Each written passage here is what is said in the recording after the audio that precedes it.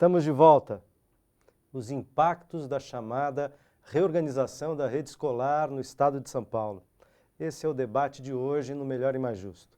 Participam aqui comigo Ângela Meia, presidente da União Paulista dos Estudantes Secundaristas, e Ocimar Munhoz Alavarce, professor da Faculdade de Educação da Universidade de São Paulo. Segundo dados do Índice de Desenvolvimento da Educação de São Paulo de 2014, que é um dos principais indicadores de qualidade do ensino na rede estadual paulista, das 94 escolas que serão fechadas no próximo ano, 30 tiveram, em pelo menos um dos ciclos, desempenho superior à média do estado. Afinal de contas, quais foram os critérios utilizados para dizer que são essas 94 que devem ser fechadas e não outras, até porque algumas dessas, como os números mostram, tinham condições melhores em algumas variáveis, em alguns elementos, melhores do que outras escolas, porque essas foram escolhidas para ser fechadas. Há alguma informação sobre isso, Ângela?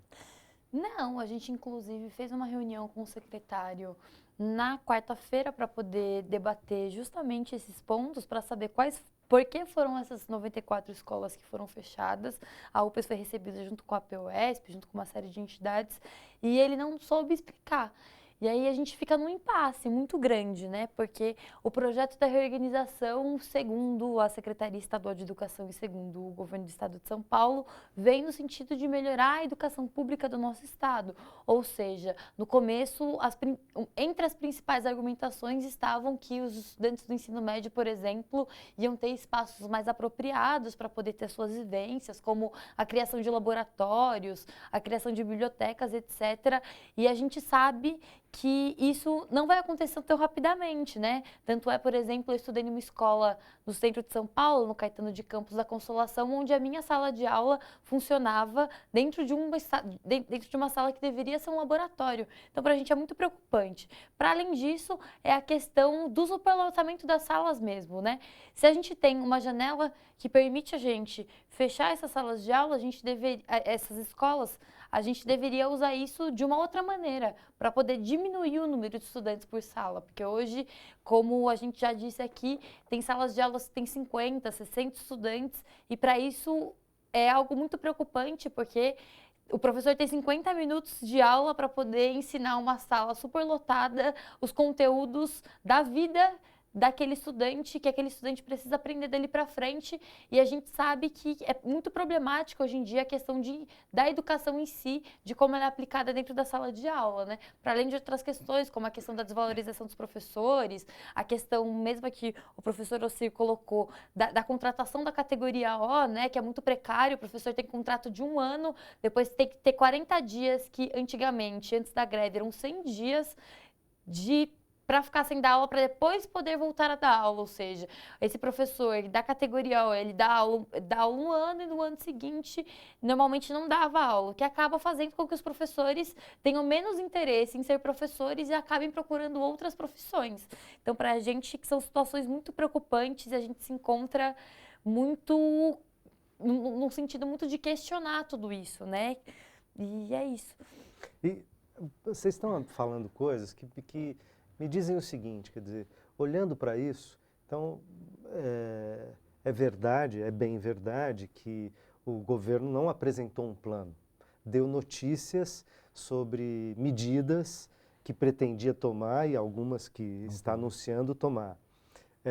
Mas, então, desse conjunto de medidas, embora não pareça ser um plano estruturado, esse conjunto de medidas apontam por uma coisa que disse o Ocimar, uma racionalização só do lado contábil, só do lado de redução de custos, como estratégia de municipalização, por outro lado.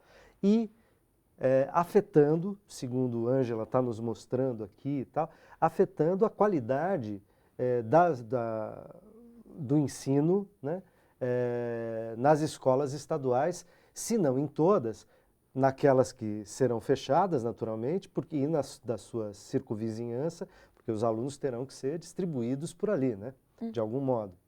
E gerando problemas vários entre outros um que você já apontou aqui. Imagina uma família que tem 2 ou 3 filhos em idades diferentes, portanto em ciclos diferentes, em vez de ter os 2, 3 irmãos numa mesma escola, portanto entrando e saindo, eventualmente no mesmo horário, na mesma vizinhança, um numa escola aqui, outro a 1 quilômetro de distância, outro não sei aonde, quer dizer, é um transtorno enorme para a família, etc. Não sei até onde, não parece efetivamente, que houve uma maior preocupação em equacionar esse tipo de questão. E isso se evidencia com mais força na medida em que não houve diálogo, né? Apresento um conjunto de medidas e levo as entidades, levo a Assembleia, levo aos sindicatos, enfim, às universidades, para debater uma proposição, né? Não houve isso. Pelo que a gente ouve do secretário de Educação, não está previsto de fato que isso venha a acontecer, não é que eu estou fazendo as medidas e discutirei adiante e tal.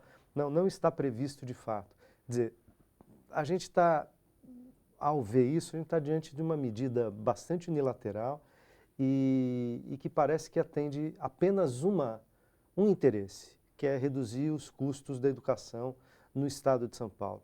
Isso é razoável diante das necessidades de qualificar a educação e a educação básica no Brasil e no estado de São Paulo? Então, novamente, a ausência de um plano, quando eu me referia, né, que dificulta o debate, é que até para fazer a interlocução, questionamento do governo do estado, a gente tem que trabalhar com suposições. Mas esse é o terreno político em que estamos, né, no caso, política educacional. Mas eu queria lembrar uma outra questão que é a seguinte. Nesses 20 anos em que os tucanos dirigem a educação no estado de São Paulo, uma série de medidas já foram anunciadas como sendo as medidas que alavancariam, né, especialmente os resultados de aprendizagem que os testes padronizados utilizam. E os resultados não foram esses. Qual é o balanço dessas medidas? Vamos lá. Então isso é uma outra coisa, quer dizer, quando você faz um plano, você tem que dizer, olha, o que já foi feito e por que não funcionou. Claro, na visão do governo, e se vai de fato ter debate, né? Também é outra coisa que não existe. Bom, nem tem um plano, então o debate também ficaria, né, muito confuso, né? Então você não tem um balanço de medidas, como por exemplo, você citou o IDESP agora há pouco. Uhum. Bom, o IDESP, ele está sendo associado à bonificação. Numa segunda fase da bonificação, porque ela já existiu em outro momento. E qual era a proposta do governo do estado? Que a partir de 2007, utilizando a própria escala do SAEB para o SARESP, com a bonificação e com uma proposta curricular, o desempenho dos estudantes da rede estadual paulista cresceria. O que é que nós tivemos? Desde 2007, que essa escala passou a ser utilizada, terceiro ano do ensino médio, antiga 8ª série, agora 9º ano do ensino fundamental, os resultados indicam estabilização. Cada geração está saindo com o mesmo patamar. E um patamar abaixo daquilo que se considera adequado. E é o valor médio. Eu estimo, por exemplo, que hoje um estudante que termina o ensino médio na rede estadual, na média, ele precisaria ficar mais 2 ou 3 anos para atingir aquilo que se considera adequado do ponto de vista, por exemplo, de leitura, que é uma competência decisiva para a escolarização. Então você tem medidas que estão sendo anunciadas que, nas palavras do próprio governo, indicam uma contradição. Que aí agora vou voltar agora para a sua pergunta desse bloco. Bom, foi anunciada uma reforma que, em tese, seria para melhorar o desempenho e criar escolas com um só ciclo. Bom, o que é que nós estamos vendo com as escolas anunciadas? Que muitas delas já tinham desempenho acima, então não precisariam ser fechadas. Ou então que já atendiam um ciclo só, então também não precisariam ser fechadas. Depois, o governo do estado fez um anúncio, inclusive com um erro conceitual, porque ele usou percentagem para uma medida que não permite, que é a escala SAEB. A gente não pode falar em percentagem na escala SAEB, pode só falar em pontos, mas vamos deixar isso de lado. Dizendo que escolas com ciclo só tinham 10% ou mais de desempenho superior. Bom, que escolas são essas? Cadê os dados? Não foram apresentados. Depois, uma outra coisa que é um erro primário. Você, em educação, feliz ou infelizmente, você não tem uma variável que você controle para melhorar os resultados.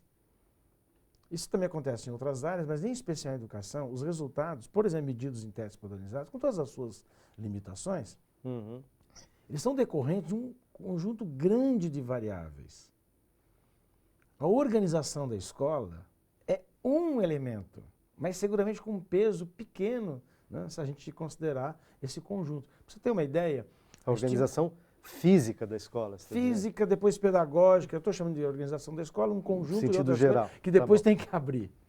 Para você ter uma ideia, admite-se que os fatores do chamado nível socioeconômico, as condições em que vivem os alunos, tenha um impacto aí associado nos resultados da ordem de 70%. Os resultados do Enem mostram isso, pesquisas que nós temos feito. Por exemplo, a escolaridade da mãe é um fator que pesa fortemente. Atenção, não estou dizendo com isso que filhos de mães analfabetas não possam e não devam ter sucesso na escola. Mas a realidade tem mostrado que, evidentemente, um aluno que vem de famílias de baixa escolarização tem mais dificuldade. Isso não é condenação desse aluno. É apenas a sinalização de que esse aluno exige mais da escola. Claro. Por isso a questão dos recursos. Até porque o meio onde ele Claro. vive, em casa, etc., tem menos ferramentas para Então, esse aluno ele exige mais condições da escola, melhor acompanhamento. É nesse sentido que eu estava dizendo, então, que a racionalização de recursos ela pode ser feita. Como? Gastando mais adequadamente esses recursos, né? Tirando talvez de áreas que não devessem estar recebendo recursos e tal. Mas como a gente não tem um plano, a gente nem pode dizer exatamente o que está sendo feito. Por isso que está se supondo que é simplesmente gastar menos e transferir para municípios parte da rede estadual. Porque os verdadeiros problemas de aprendizagem, os verdadeiros problemas que podem, aí sim, resultar, né, no seu devido enfrentamento e melhoria das condições de aprendizagem das crianças, não estão sendo anunciados nessa medida. Por isso, então, que a sua pergunta é agrupar alunos fisicamente, isso resolve? Per si, não. Não há indícios. Você pode ter escolas com muitas faixas etárias, com vários segmentos, disso. Se existirem as devidas condições, esses alunos podem ter mais sucesso. E é nesse sentido que nós, na ausência de um estudo, ficamos sem condições de um debate. Estou vendo, ela já está se coçando, querendo falar. Queria fazer um adendo a essa questão dos recursos, né? Que é muito. Queria salientar duas coisas. Primeiro, a verba de manutenção das escolas. De 2013 para 2014 já tinha sido cortado em metade essa verba. E esse ano, desde janeiro, as escolas não receberam nem um centavo desse dinheiro de manutenção. É o primeiro problema. Segundo problema, essa questão do Saresp, que o professor bem lembrou. Essa questão da bonificação ela é muito contraditória, porque as escolas que recebem maior bonificação são as escolas que, consequentemente, têm um maior dinheiro para poder reformar suas estruturas, etc. E as escolas que já estão ruins? O objetivo do governo do estado é fazer o quê? Que elas piorem cada dia mais? Que é isso que aparenta. Inclusive, é esse debate que a gente tem enfrentado dentro da construção do Plano Estadual de Educação, que está em curso dentro da Assembleia Legislativa. E terceiro, é a questão propriamente dos financiamentos, né? O movimento estudantil dos últimos 10 anos defendeu os royalties do pré-sal para a educação e dentro do Plano Nacional de Educação, um investimento de 10% do PIB nacional para a educação brasileira, e a gente vê que o estado de São Paulo anda em contramão a isso, né? Primeiro porque o embasamento para se gastar em educação hoje no estado de São Paulo é o tanto que o estado arrecada, ou seja, é o dinheiro gasto com imposto na prática. Significa que se o estado lucrar pouco, a educação vai ter pouco dinheiro, ou seja, é uma questão de não priorizar realmente a educação pública paulista. Para além disso, os royalties do pré-sal, que já foram regulamentados nacionalmente como 75% para a educação e 25% para a saúde, no estado de São Paulo, 2 anos depois, a gente nunca se ouviu falar em nenhum debate a respeito disso dentro da Assembleia Legislativa, o que é um problema, né? Porque se já está regulamentado nacionalmente, já é uma lei, o estado de São Paulo tinha que provar só um decreto que regulamentasse a lei no estado de São Paulo também. Esse recurso já está saindo pelo estado de São Paulo e a gente nem sabe para onde é que está indo. Então, para a gente é um problema não saber para onde é que está indo, se não está indo para a educação, para onde é que está indo, e dificulta a nossa situação, né? Porque tem 94 escolas sendo fechadas para diminuir gasto, enquanto o governo federal investiu 10% do PIB para a educação e investiu os royalties do pré-sal para para a educação brasileira. Então, a gente vê esse conjunto de contradições vindo e a gente tem que se contrapor a todo tempo. Parece, inclusive, que o governo do estado de São Paulo nunca passou numa sala de aula para saber a realidade que se passa dentro da escola. Então, para a gente é muito dificultoso. O que está acontecendo, na verdade, é uma chacina com a educação do estado de São Paulo, assim, de verdade, porque o fechamento de escolas, e isso não vem de hoje, né? Isso daí começou no início do ano, quando o governo fechou 3.300 escolas. Isso daqui é mais um passo. E não são só 94... Fechou 3.300 escolas ou 3.300 salas de aula? Desculpa. Fechou 3.300 salas de aula, agora apresentou o fechamento dessas 94 escolas, que vão ser as que vão acontecer já no início de 2016. Mas existe uma lista que não foi divulgada das escolas que vão ser fechadas progressivamente, ou seja, são as escolas que a partir do ano que vem não vão receber mais nenhuma matrícula até todos os estudantes dessas escolas se formarem, para que elas também possam ser fechadas. Então, apesar de todas as justificativas de que vão ser abertas unidades do Centro Paula Souza, que vão ser transferidas para as escolas municipais, a gente sabe que, inclusive, não existe um acordo nem com as redes municipais de educação e nem com o próprio Centro Paula Souza para que isso aconteça. E, para além disso, Centro Paula Souza é responsável pela educação profissionalizante no estado. Pela educação técnica e tecnológica, que é o ensino técnico e as faculdades de tecnologia, né? As FATECs e as ETECs. Então, para a gente é muito complicado, porque essas FATECs e ETECs já não têm estruturas boas historicamente, porque já são abertas no fundo de escolas.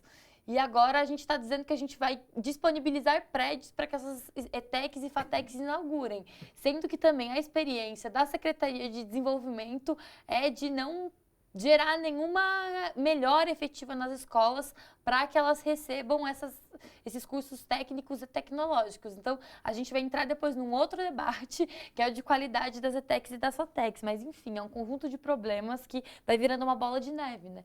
Não, mas inclusive esse anúncio de transferência para municípios é um anúncio sem a contrapartida, ou seja, que os municípios queiram e recebam quanto, né?